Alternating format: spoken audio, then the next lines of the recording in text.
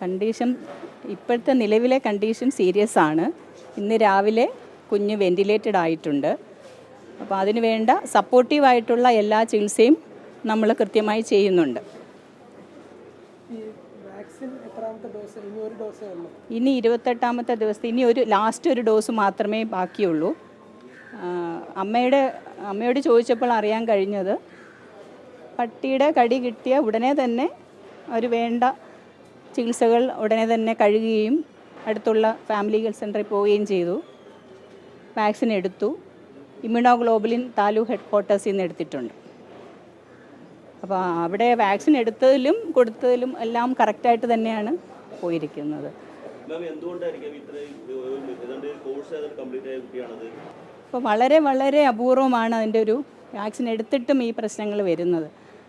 അത് കടിക്കുമ്പോൾ പ്രത്യേകിച്ചും കുട്ടികളിലെ നിങ്ങൾക്കറിയാമല്ലോ പൊക്കം കുറവാണ്.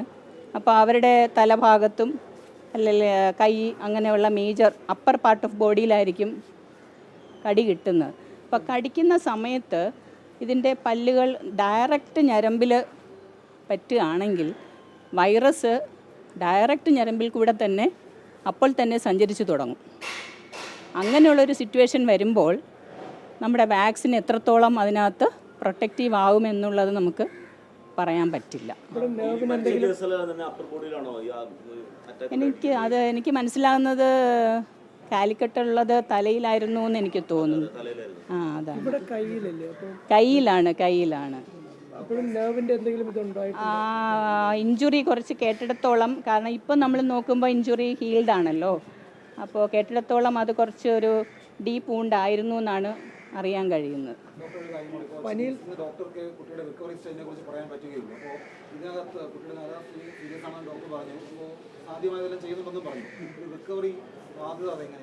അത് നമുക്ക് ദിവസങ്ങളെടുത്ത് മാത്രമേ, നിങ്ങൾക്ക് എല്ലാവർക്കും അറിയാമല്ലോ ഇത് വളരെയധികം മോർട്ടാലിറ്റി റേറ്റുള്ള ഒരു അസുഖമാണ്.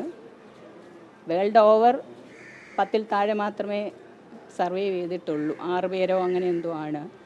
പക്ഷേ എങ്കിലും നമുക്ക് ഈ ഒരു അവസ്ഥയിൽ നമ്മൾ മാക്സിമം അവനെ വെന്റിലേറ്റ് ചെയ്ത് സെഡേറ്റ് ചെയ്ത് അതിന് സപ്പോർട്ടീവായിട്ട് ചെയ്യാൻ പറ്റുന്നത് നമ്മൾ ചെയ്യുന്നുണ്ട്.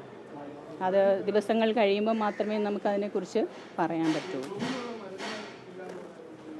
അല്ല, അത് കൊടുത്തിട്ടുണ്ട്. അത് ഫ്ലൂറിനുള്ള റെംഡിസിവിർ നമ്മൾ തുടങ്ങിയിട്ടുണ്ട്.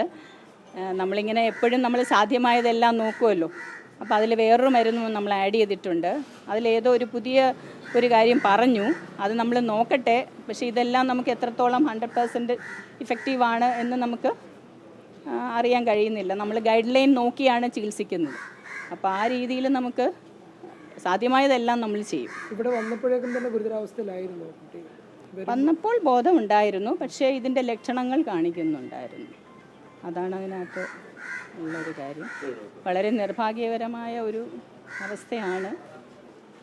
അമ്മയുടെ അടുത്ത് ഞാൻ സംസാരിച്ചിരുന്നു. അത് വീട്ടിൻ്റെ പരിസരത്ത് വെച്ച് തന്നെയാണിത് വന്നിരിക്കുന്നത്. പക്ഷേ ഇപ്പോൾ എനിക്ക് തോന്നുന്നു ആൾക്കാർ വളരെയധികം വിജിലൻ്റ് ആണ് ഈ കാര്യത്തിൽ. അതുകൊണ്ട് അമ്മ വളരെ കൃത്യമായി തന്നെ അത് ചെയ്തിട്ടുണ്ട് കാര്യങ്ങളൊക്കെ. അപ്പം നമുക്ക് നോക്കാം. ഇതാണ് ഇതിനകത്ത് ഒരു കാര്യം. വാക്സിൻ നമുക്ക് നിങ്ങൾ ശ്രദ്ധിക്കേണ്ട ഒരു കാര്യം, ഇത്രയധികം ആൾക്കാർക്ക് നമ്മൾ വാക്സിൻ കൊടുക്കുന്നുണ്ട്. അപ്പം വാക്സിൻ ഇഫക്റ്റീവ് അല്ല എന്ന് നമുക്ക് ഒരിക്കലും പറയാൻ പറ്റില്ല. വാക്സിൻ ഇഫക്റ്റീവ് ആണ്. ഡോഗ് ബൈറ്റിൻ്റെ ഒരു സിവിയറിറ്റിയും ആ സമയത്തുണ്ടാകുന്ന വൈറസ് ട്രാൻസ്മിഷനും ഒക്കെ ഒരു കാരണമാകാം. ഒരിക്കലും അതൊരു വാക്സിൻ ഫെയിലിയർ എന്നുള്ള രീതിയിൽ നമുക്ക് ഇത് പറയാൻ പറ്റില്ല.